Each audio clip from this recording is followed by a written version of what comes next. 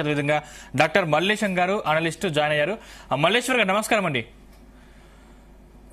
నమస్తే అండి. అంటే తెలంగాణలో మరో ఉద్యమం చెలరేగేందుకు సిద్ధమవుతోంది. అంటే సమ్మె సైరన్ మోగబోతున్నట్టు తెలుస్తోంది. అసలు దీని మీద మీ అనాలిసిస్ ఏంటంటే, అంటే జేఏసీ ఆధ్వర్యంలో కార్మిక సంఘాల నేతలు ఆర్టీసీ యాజమాన్యానికి నోటీసులు ఇచ్చారు.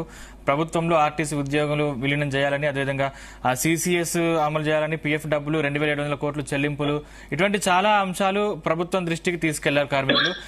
ముఖ్యంగా ఇప్పుడు ప్రభుత్వం ముందున్న ప్రధాన సవాలు ఏంటంటారు? అసలు దీనికి సంబంధించి వాళ్ళు డిమాండ్లు న్యాయమైనవి అంటారా? ముందుగా ప్యానల్లో ఉన్నటువంటి మిత్రులకి మరియు ప్రేక్షకులకు నమస్కారం అండి. అయితే ఇక్కడ నిన్న ఆర్టీసీ మరి యూనియన్స్ ఒక 21 డిమాండ్ తోటి ఒక సమ్మె నోటీస్ ఇవ్వడం జరిగింది.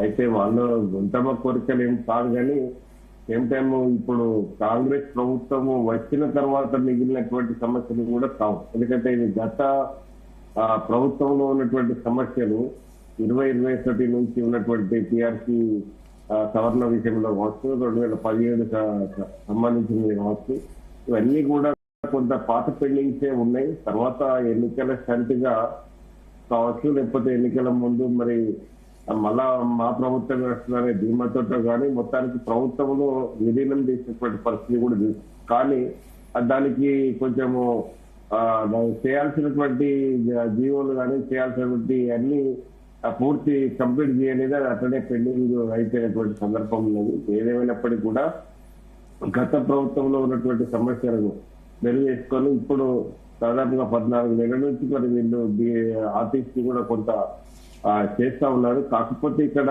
ఫ్రీ బస్ తోటి కొంత ఆర్టీసీ అయితే నష్టాల నుంచి గట్టెక్కిందని భావించాలి. ఎందుకంటే ప్రతి నెల కూడా మన ప్రభుత్వం నుంచి ఆర్టీసీ జమ చేస్తున్నటువంటి తీరును చూస్తాను.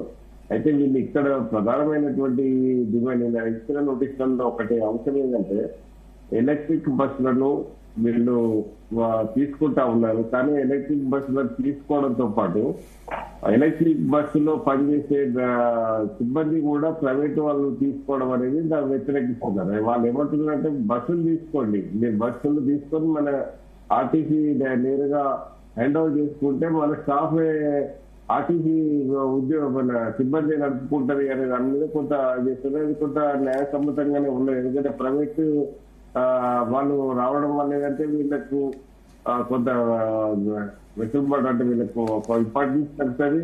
రేపు భవిష్యత్తులో రకరకాల సమస్యలు కూడా వస్తాయి. ఎందుకంటే దాదాపుగా 10 ఏళ్ల నుంచి రిక్రూట్మెంట్ లేదండి ఆర్టీసీలో.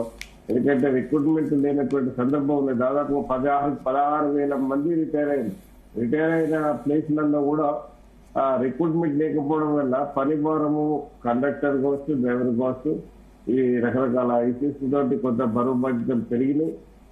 చాలా అన్ఫార్చునేట్ డ్రైవర్లు స్టీరింగ్ మీద చనిపోయినటువంటి పరిస్థితి చూసినాం, కండక్టర్లను చూసినాం. ఎందుకంటే గుండెపో అంటే ఒక రకమైన మెంటల్ అంటే సైకాలజికల్ గా వాళ్ళకు ఉన్నటువంటి సమస్యలు, ఆర్థిక సమస్యలు కావచ్చు, పని భారం కావచ్చు, రకరకాల సమస్యలు వాళ్ళు ఒత్తిడికి గురై చనిపోయినటువంటి సందర్భం కూడా ఉంది. కాబట్టి ఇప్పుడు రిక్రూట్మెంట్ కూడా జరగాలి ఆర్టీసీతో పాటు వాళ్లకు.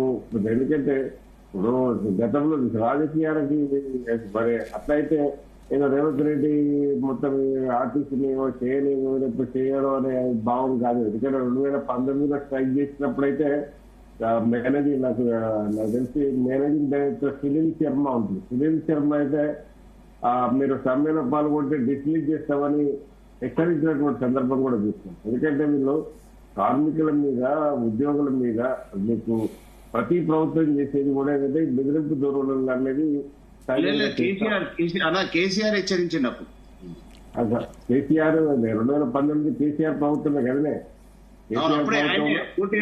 డిస్మిస్ చేస్తున్నామని ఆయన చెప్తేనే కదా మేనేజింగ్ డైరెక్టర్ చేసేది. సునీల్ శర్మ ఆయన అనౌన్స్ చేసినప్పుడు అయితే కొంత వీళ్ళు నిర్బంధ వ్యవస్థ కూడా నడిపించినటువంటి పరిస్థితి చూస్తున్నారు. ఇప్పుడు కూడా ఏంటంటే సానుకూలంగా, ఎందుకంటే సిబ్బంది కార్మికులు కొంత ఉద్యోగులను, కండక్టర్, డ్రైవర్లకు భద్రత కల్పించి కొంచెం ముందుకు తీసుకోవాల్సిన అవసరం లేదు. కాకపోతే డెడ్ లైన్ కూడా 9వ తారీఖు వరకు పెట్టినట్లున్నది. అయితే ఏది ఏమైనప్పుడు కూడా ఆర్టీసీ కొంత మెరుగు అయినటువంటి పరిస్థితి అయితే అవపడ వాళ్ళకు అటు నష్టాలు నుంచి బయటపడ్డట్టు అవపడతా ఉన్నది. రైట్. వాళ్ళ తర్వాత ఇది దీన్ని మరి ఉద్యోగులకు భద్రత కల్పించే విషయంలో ప్రభుత్వం కూడా కొంత ముందు చూపుతోటి ముందుకు పోవాల్సిన అవసరం అయితే ఉంది. రైట్. రాజరెడ్డి గారు నమస్కారం అండి. నమస్తే. నిన్న మీ ఆర్టీసీ కార్మికులు